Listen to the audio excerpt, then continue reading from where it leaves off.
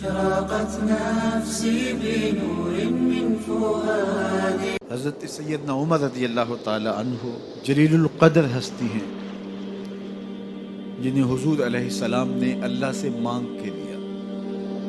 سارے صحابی رسول کریم صلی اللہ علیہ وآلہ وسلم کے مرید ہیں، لیکن جناب عمر میرے حضور کی مراد ہیں۔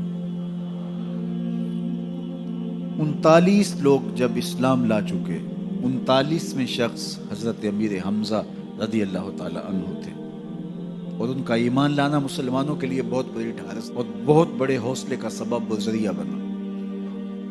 تو میرے حضور نے ہاتھ اٹھا لیے، کہا اے اللہ، ایک شیر دیا ہے امیر حمزہ، ایک شیر اور عطا کر دے، اب تیری مرضی، عمر بن خطاب دے دے یا عمر بن حشام دے دے۔ حضور دعائیں مانگ رہے اور یہ ہاتھ میں تلوار لیے غیظ و غضب سے بھرے ہوئے گھر سے نکلتے ہیں کہ بانی اسلام کا چراغ ہی بجھا دینا ہے۔ راستے میں ایک صاحب ملے اور کہا کہ عمر، تیور کوئی اچھے نہیں لگتے، خیر تو ہے، کدھر جا رہے ہو؟ کہا چراغ اسلام بجھانے جا رہا ہوں، یہ روز کا مسئلہ ختم ہونے لگا ہے میرے ہاتھوں۔ مسکرا کے بولے گھر کی خبر تو لو۔ کہا میرے گھر کو کیا ہوا؟ کہا تمہاری بہن فاطمہ بھی نوکر بن گئی ہے رسول اللہ صلی اللہ علیہ وسلم۔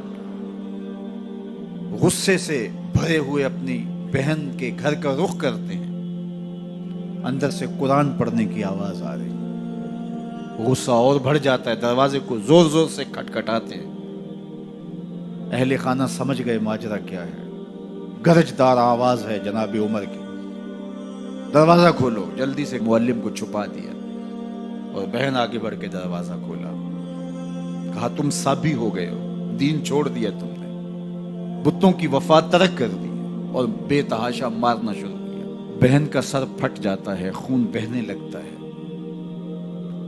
اور یہ مارتے چلے جاتے ہیں۔ فاطمہ بنت خطاب بولی عمر تم خطاب کے بیٹے ہو، سنو میں بھی خطاب کی بیٹی ہوں، جو ظلم جو جبر کرنا ہے کرو، میں محمد عربی کا دامن نہیں چھوڑوں گی۔ سوچنے پہ مجبور ہو جاتے ہیں وہ کون سی طاقت ہے جس نے بجلیاں بھر دی اس کے اندر۔ کہا جو تم پڑھ رہے تھے مجھے بھی سنا سکتے ہو؟ کہا تمہیں غسل کرنا ہوگا۔ عمر اپنے بدن کو دھو رہے ہیں، میرا رب دل دھو رہا ہے۔ اتنے میں معلم بھی قرآن لے کر آ جاتے ہیں اور قرآن کی تلاوت ہونے لگتی ہے۔ طٰہٰ ما انزلنا علیک القرآن لتشقیٰ، 14ویں رات کے محبوب چاند، ہم نے قرآن اس لیے نازل تو نہیں کیا تھا کہ تم مشقت میں پڑ جاؤ۔ بے تاب ہو گئے، کہا عمر کی عمر برباد ہو گئی، مجھے لے چلو حضور کی چوکھٹ پہ۔ تلوار حمائل کی ہے، بہنوئی ساتھ ہیں، اور حضور کی بارگاہ میں حاضر ہوئے۔ دروازے کے سوراخوں سے دیکھا تو صحابہ تشویش کا اظہار کرنے لگے کہ عمر آ رہا ہے، تلوار حمائل کی ہے، ارادے اچھے نہیں لگتے۔ جناب امیر حمزہ نے کہا دروازہ کھول دو، اچھی نیت سے آیا تو استقبال کریں گے، نیت اچھی نہیں ہے تو اس کی تلوار سے اس کی گردن کاٹ دیں گے۔ حضور کے سامنے جا کے بیٹھ گئے، گلے میں کپڑا ڈالا تھا، حضور نے پکڑ کے کہا عمر ابھی وقت نہیں آیا کہ تم اسلام لے آؤ؟ یہی وقت تھا عمر کے اسلام لانے کا۔ لبوں پہ کلمہ جاری ہو گیا، اللہ اکبر کی صدا اس زور سے گونجی کہ مکے کی گلیاں گونجنے لگی۔ اسلام لانے کے بعد حضور سے پوچھتے ہیں حضور کیا ہم حق پر نہیں ہیں؟ فرمایا ہم حق پر ہیں۔ اللہ کا دین سچا نہیں ہے؟ کہا اللہ کا دین سچا ہے۔ آپ اللہ کے سچے نبی نہیں ہیں؟ فرمایا میں اللہ کا سچا نبی ہوں۔ تو کہا پھر ہم چھپ کے عبادت کیوں کریں؟ اب مسلمانوں کی 2 صفیں بنتی ہیں، ایک صف کی قیادت امیر حمزہ کرتے ہیں، دوسری صف کے آگے آگے عمر بن خطاب چلتے ہیں اور حضور درمیان میں ہیں، اور یہ ملکوتی قافلہ صحن حرم میں آ کے اعلانیہ عبادت کرتا ہے۔ حضرت عبداللہ ابن مسعود رضی اللہ تعالیٰ عنہ فرماتے ہیں عمر کا اسلام لانا اسلام کے لیے عزت کا سبب بنا، اسلام کے وقار کی علامت بن گیا۔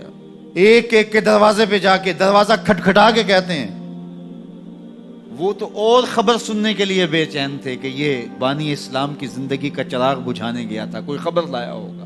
وہ کہتے ہیں آؤ عمر کدھر آئے ہو؟ کہا تمہیں بتانے آیا ہوں، کمزوروں سے پنجہ آزمائی کرتے رہے ہو، آؤ میرے سے بات کرو، میں محمد عربی کا نوکر بن گیا ہوں۔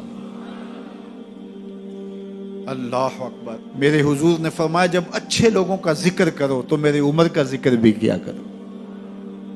میرے عمر کی زبان پر حق بولتا ہے، سچ بولتا ہے۔ ان الشیطان یفر من ظل عمر، عمر کے سائے کو دیکھ کے شیطان بھاگتا ہے۔ اللہ اکبر۔ اسلام لائے تو زندگی کی ایک ایک سانس اسلام کے لیے وقف کر دی، حضور کا پہرا دیا، حضور کی ناموس کا پہرا دیا، حضور کی شریعت کا پہرا دیا۔